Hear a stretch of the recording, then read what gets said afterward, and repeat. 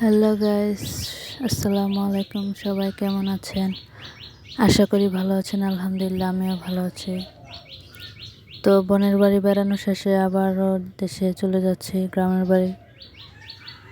তো এখন আমরা রিকশায় আছি, কারণ রাস্তাঘাট এত ভাঙা যে আমি যে ভিডিও করবো তার কোনো অবস্থা নেই। তো এই রাস্তাটা একটু ভালো ছিল, তার কারণে এই রাস্তায় একটু আপনাদের সাথে ভিডিও করে শেয়ার করলাম।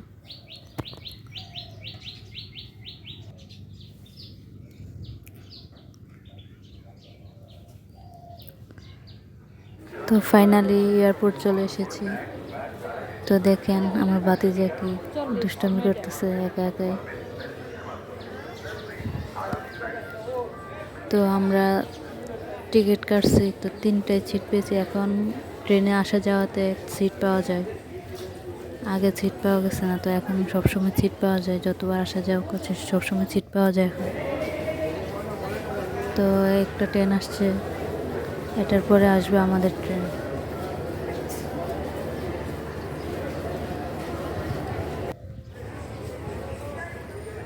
ট্রেন ছেড়ে দিছে।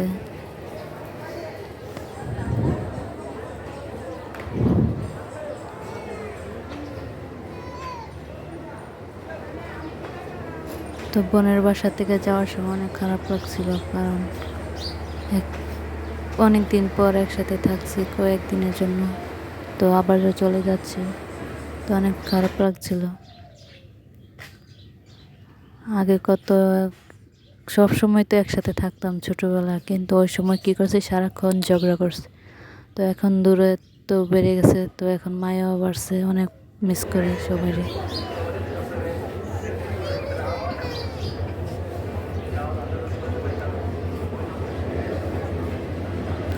এই যে আমাদের ট্রেন চলে এসেছে।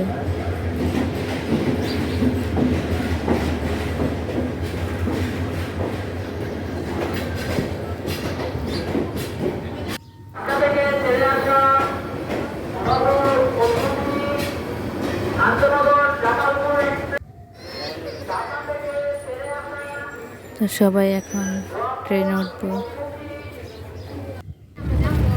তো ফাইনালি আমরা ট্রেনে উঠেছি, ট্রেনও ছেড়ে দিয়েছে।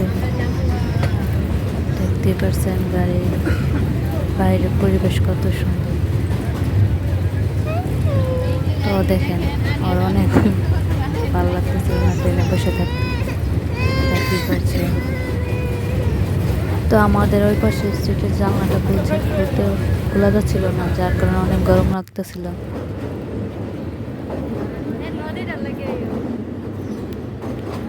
তো আমরা ফাইনালি ভৈরব এসে পড়েছি। তো দেখতেই পারছেন ভৈরবের মেঘনা নদী এখন পার হচ্ছে।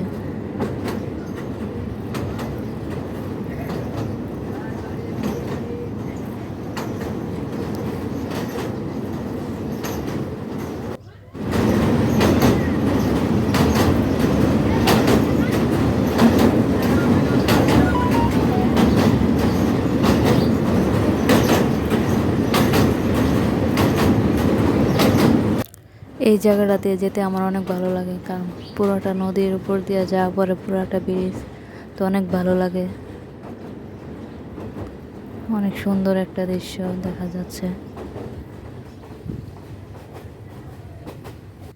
তো ফাইনালি আমরা ট্রেন থেকে নেমে পড়েছি, আশুগঞ্জ নামছি আমরা। তো এখন আমরা রিক্সা নিয়ে বাসায় যাব। ভৈরব থেকে যাওয়া লাগে লঞ্চ দিয়ে, যার কারণে আমরা আশুগঞ্জে এসেছিলাম। লঞ্চ দিয়ে যেতে একদম ভালো লাগে না।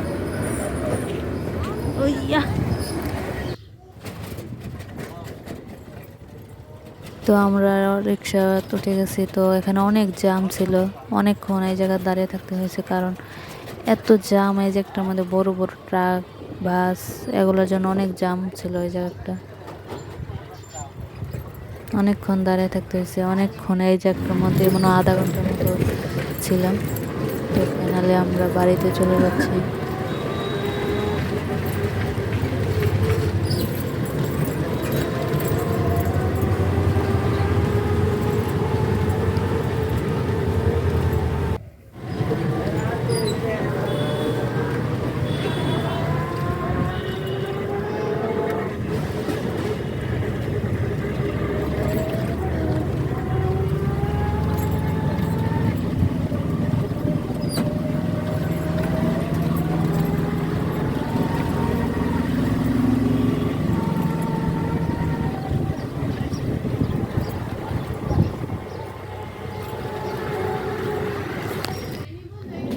তো ফাইনালি বাড়ি চলে আসলাম, দেখতেই পারছেন।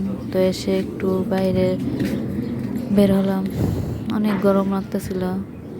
তো বাইরে আসলাম, এই জায়গায় অনেক বাতাস ছিল। তো সবাই ভালো থাকবেন, সুস্থ থাকবেন, সবাই আমাকে ফলো করবে, সাপোর্ট করে পাশে থাকবেন। ধন্যবাদ সবাই।